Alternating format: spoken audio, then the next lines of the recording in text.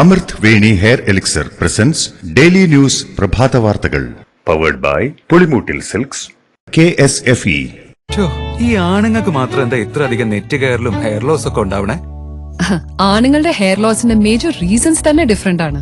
സ്കാൽപ്പിലുള്ള 5-alpha reductase എന്ന enzyme നിങ്ങളുടെ ഹോർമോണുമായി ചേർന്ന് ഹെയർ ഫോളിക്കിൾസിനെ ചുരുക്കുന്നു. Amrit Veni hair elixir for men use ചെയ്യൂ. പുരുഷന്മാർക്ക് വേണ്ടി ബയോടെക്നോളജി പ്രകാരം പ്രത്യേകം ഡെവലപ്പ് ചെയ്തത്. നമസ്കാരം, ഞാൻ ഡെയ്സി ബിജു. ഡെയിലി ന്യൂസിന്റെ പ്രഭാത വാർത്തകളിലേക്ക് സ്വാഗതം. ഇന്ന് ഡിസംബർ 12 വ്യാഴാഴ്ച. സംസ്ഥാന സർക്കാരിന് വീണ്ടും ഹൈക്കോടതിയുടെ വിമർശനം. അനധികൃത ഫ്ലെക്സ് ബോർഡുകൾ നീക്കുന്നതുമായി ബന്ധപ്പെട്ടാണ് ഹൈക്കോടതി സർക്കാരിനെ വിമർശിച്ചത്. എത്ര ബോർഡുകൾ നീക്കം ചെയ്തെന്ന കണക്കുകൾ ഹാജരാക്കാൻ കൂടുതൽ സമയം തേടിയതിൽ സിംഗിൾ ബെഞ്ച് കടുത്ത അതൃപ്തി രേഖപ്പെടുത്തി. രാഷ്ട്രീയ പാർട്ടികളുടെ ബോർഡുകൾ നീക്കം ചെയ്തതിന്റെ കണക്കുകൾ പ്രത്യേകം വേണമെന്നും എത്ര രൂപ പിഴ ഈടാക്കിയെന്ന് അറിയിക്കണമെന്നും ഹൈക്കോടതി ആവശ്യപ്പെട്ടു. 2 ദിവസത്തെ സന്ദർശനത്തിനായി കേരളത്തിലെത്തിയ തമിഴ്നാട് മുഖ്യമന്ത്രി MK സ്റ്റാലിനും മുഖ്യമന്ത്രി പിണറായി വിജയനും തമ്മിലുള്ള കൂടിക്കാഴ്ച ഇന്ന് കുമരകത്ത്. കൂടിക്കാഴ്ചയിൽ മുല്ലപ്പെരിയാർ വിഷയം ചർച്ചയായേക്കുമെന്നാണ് റിപ്പോർട്ടുകൾ. കേരളത്തിലെത്തുമ്പോൾ മുഖ്യമന്ത്രി പിണറായി വിജയനുമായി മുല്ലപ്പെരിയാർ ഡാമിന്റെ അറ്റകുറ്റപ്പണികൾ സംബന്ധിച്ച് ചർച്ച നടത്തുമെന്ന് മുൻപ് സ്റ്റാലിൻ തമിഴ്നാട് നിയമസഭയിൽ വ്യക്തമാക്കിയിരുന്നു. തന്തൈ പെരിയാർ സ്മാരക ഉദ്ഘാടനത്തിനും വൈക്കം സത്യാഗ്രഹ ശതാബ്ദി സമാപന ആഘോഷത്തിനുമാണ് സ്റ്റാലിൻ കേരളത്തിൽ എത്തിയത്. തൃപ്പൂണിത്തുറ പൂർണ്ണത്രേശ്വര ക്ഷേത്രത്തിൽ കോടതി നിർദ്ദേശങ്ങൾ ലംഘിച്ച് ആനകളെ എഴുന്നള്ളിച്ചതിൽ ഹൈക്കോടതി കോടതിയെ ലക്ഷ്യ നടപടികൾ തുടങ്ങി. കോടതി നിർദ്ദേശങ്ങൾ ലംഘിച്ചതിന് ദേവസ്വം ഓഫീസർ അടക്കമുള്ളവർക്ക് നോട്ടീസ് അയക്കാൻ ഡിവിഷൻ ബെഞ്ച് നിർദ്ദേശിച്ചു. നാട്ടാന എഴുന്നള്ളത്തുമായി ബന്ധപ്പെട്ട് ഹൈക്കോടതി പുറപ്പെടുവിച്ച മാർഗനിർദ്ദേശങ്ങൾ പാലിക്കാതിരിക്കാൻ മനഃപൂർവ്വമായി ശ്രമമുണ്ടായെന്ന് കരുതേണ്ടി വരുമെന്ന് കോടതി പറഞ്ഞു. മാനദണ്ഡങ്ങൾ ലംഘിച്ച് തൃപ്പൂണിത്തുറ പൂർണ്ണത്രേശ്വര ക്ഷേത്രത്തിൽ ആനകളെ എഴുന്നള്ളിച്ചതിന് വനം വകുപ്പ് കേസെടുത്തിരുന്നു. ജിഫ്രി മുത്തുക്കോയ തങ്ങൾ സമസ്ത മുഷാവറ യോഗത്തിൽ നിന്നും ഇറങ്ങിപ്പോയി. സമസ്തയിലെ ലീഗ് വിരുദ്ധ ചേരിക്കാരനായ ഉമർ ഫൈസി മുക്കം നടത്തിയ അധിക്ഷേപ പരാമർശത്തെ തുടർന്നാണ് ജിഫ്രി മുത്തുക്കോയ തങ്ങൾ കുപിതനായത്. അധ്യക്ഷൻ ഇറങ്ങിപ്പോയതിന് പിന്നാലെ ഉപാധ്യക്ഷൻ മുഷാവറ യോഗം പിരിച്ചുവിട്ടു. ഇന്നലെ ചേർന്ന യോഗത്തിൽ ഉമർ ഫൈസി മുക്കവുമായി ബന്ധപ്പെട്ട പരാതികൾ ചർച്ചയ്ക്ക് വന്നപ്പോഴാണ് സംഭവം.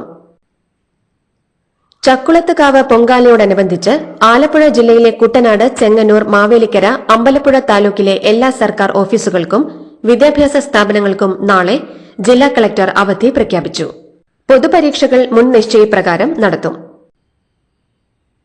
തദ്ദേശ സ്വയംഭരണ വാർഡുകളിലേക്ക് നടന്ന ഉപതെരഞ്ഞെടുപ്പിന്റെ ഫലം LDF ഭരണത്തെ ജനം വെറുത്തതിന്റെ തെളിവാണെന്ന് KPCC അധ്യക്ഷൻ K സുധാകരൻ MP.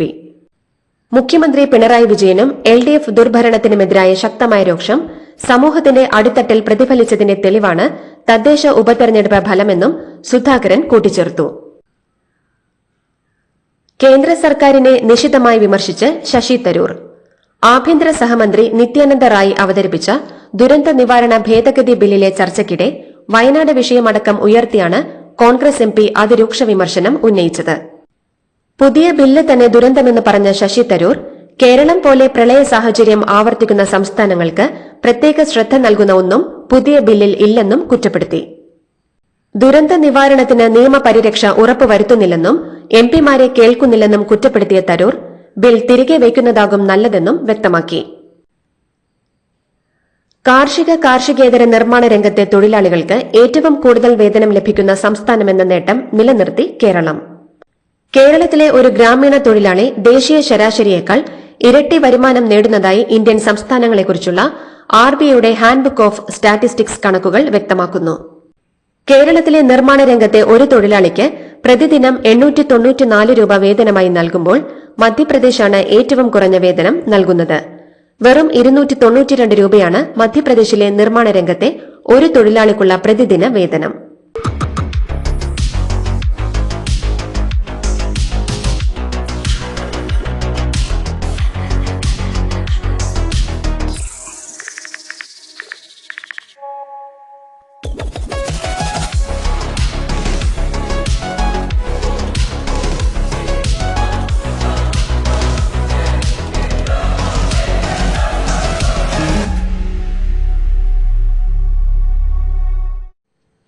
സിനിമാ മേഖലയിലെ സ്ത്രീകളുടെ പ്രശ്നങ്ങൾ പഠിച്ച ഹേമ കമ്മിറ്റിയിലെ മൊഴിയുടെ അടിസ്ഥാനത്തിലുള്ള അന്വേഷണം ചോദ്യം ചെയ്ത് സുപ്രീം കോടതിയിലുള്ള ഹർജിയിൽ കക്ഷി ചേരാൻ മറ്റൊരു നടി കൂടി അപേക്ഷ നൽകി.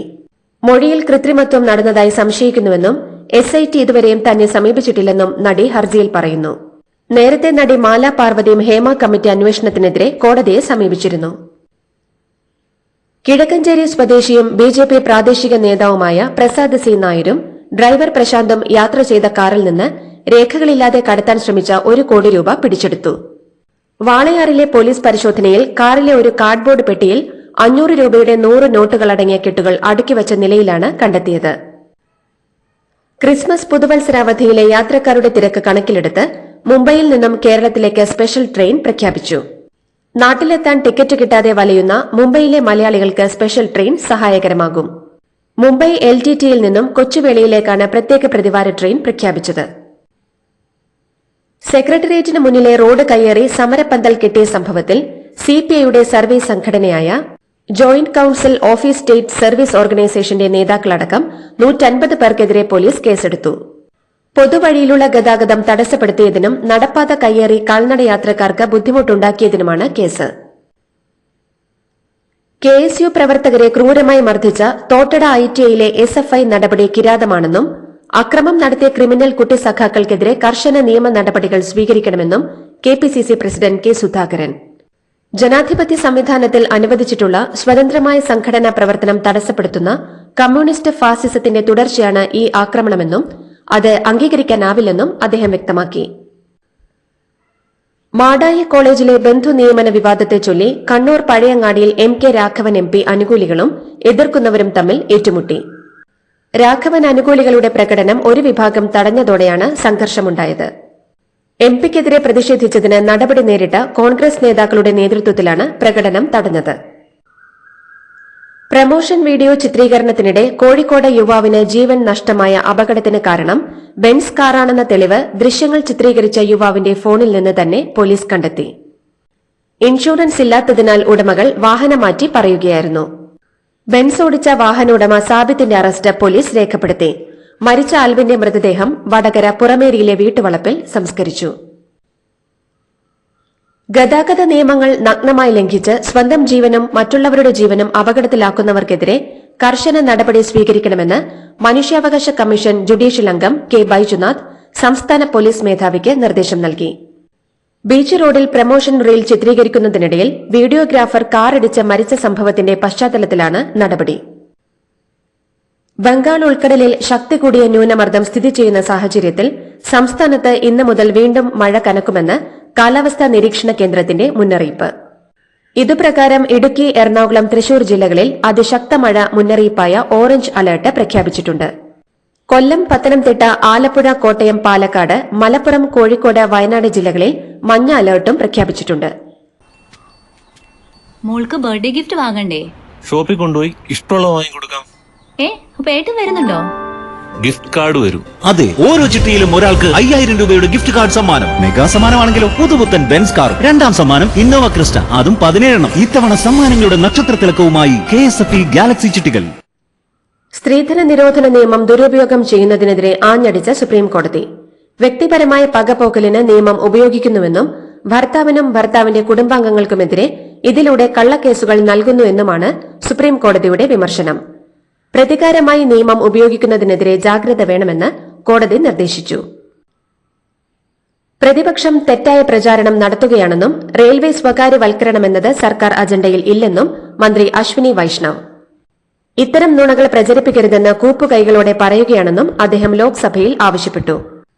3000 റെയിൽവേ സ്റ്റേഷനുകൾ മോദിയുടെ കാലത്ത് ഡിജിറ്റൽ സ്റ്റേഷനുകളായെന്നും കൂട്ടയിടി ഒഴിവാക്കാനുള്ള കവച് കൊണ്ടുവന്നുവെന്നും മന്ത്രി പറഞ്ഞു. 2026 ജൂലൈയോടെ കവച സംവിധാനം എല്ലായിടത്തും ലഭ്യമാകുമെന്നും പുതിയ വേർഷനാണ് എല്ലായിടത്തും ലഭ്യമാക്കുന്നതെന്നും മന്ത്രി വ്യക്തമാക്കി. ഗുജറാത്തിൽ 5 ആശുപത്രികളെ ഡീബാർ ചെയ്തു. ഇൻഷുറൻസ് തുക തട്ടിയെടുക്കാനായി രോഗമില്ലാത്തവർക്ക് ആൻജിയോപ്ലാസ്റ്റി സർജറി അടക്കം നടത്തുകയും 2 പേർ മരണപ്പെടുകയും ചെയ്ത സംഭവത്തിന് പിന്നാലെയാണ് ആശുപത്രികളെ ഡീബാർ ചെയ്തത്. പ്രധാനമന്ത്രി ജൻ ആരോഗ്യ യോജന, മാ യോജന പദ്ധതികളിലടക്കം നിരവധി ക്രമക്കേടുകൾ കണ്ടെത്തിയതിന് പിന്നാലെയാണ് നടപടി. 2 ഡോക്ടർമാരെയും ഡീബാർ ചെയ്തു. റഷ്യയുടെ മുൻകൂർ മുന്നറിയിപ്പ് റഡാർ സംവിധാനം വൊറോനഷ് സ്വന്തമാക്കാനൊരുങ്ങി ഇന്ത്യ. പ്രതിരോധ മേഖല കൂടുതൽ ശക്തിപ്പെടുത്തുകയെന്ന ലക്ഷ്യമാണ് ഇതിന് പിന്നിൽ.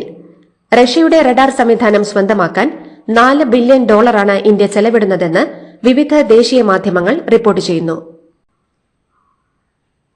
കളിച്ചുകൊണ്ടിരിക്കെ തിങ്കളാഴ്ച വൈകുന്നേരം രാജസ്ഥാനിലെ ദൌസയിലെ 150 അടി താഴ്ചയുള്ള കുഴൽക്കിണറിൽ വീണ 5 വയസ്സുകാരനെ രക്ഷപ്പെടുത്തി.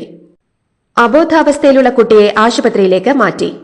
155 അടി ആഴത്തിലും 4 അടി വീതിയിലും തുരങ്കം നിർമ്മിച്ചായിരുന്നു രക്ഷാപ്രവർത്തനം. 55 മണിക്കൂറാണ് രക്ഷാപ്രവർത്തനം നീണ്ടത്. മസ്ജിദ് സർവേയെ തുടർന്ന് സംഘർഷമുണ്ടായ ഉത്തർപ്രദേശിലെ സംഭലിലും ബുൾഡോസർ പ്രയോഗം. അനധികൃതമായി നിർമ്മിച്ചെന്നാരോപിച്ച് ഡെപ്യൂട്ടി കളക്ടറുടെ നേതൃത്വത്തിൽ സംഭലിലെ കെട്ടിടങ്ങൾ ഇന്നലെ രാത്രി ഇടിച്ചു നിരത്തി.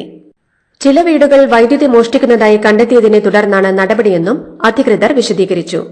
സംഭൽ MP സിയ ഉർ റഹ്മാന്റെ വീടിന് സമീപത്തും പരിശോധനകൾ നടന്നതായി റിപ്പോർട്ടുകളുണ്ട്.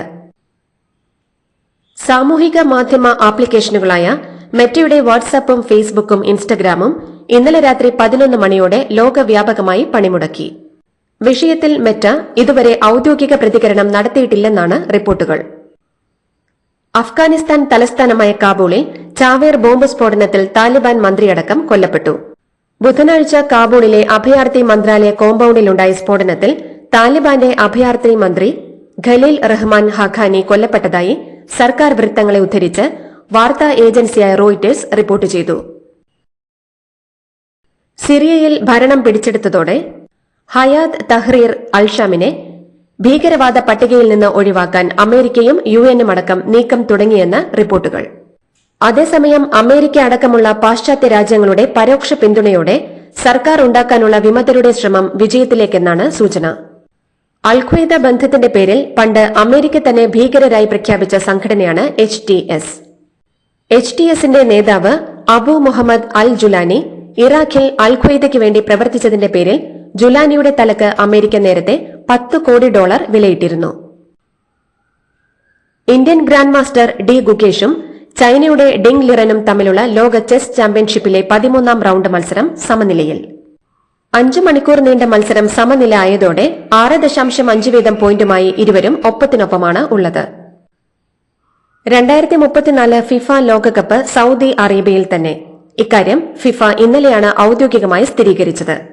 അതേസമയം 2030 ലോകകപ്പിന് മൊറോക്കോ, സ്പെയിൻ, പോർച്ചുഗൽ എന്നീ രാജ്യങ്ങളിൽ സംയുക്തമായി വേദിയൊരുക്കും.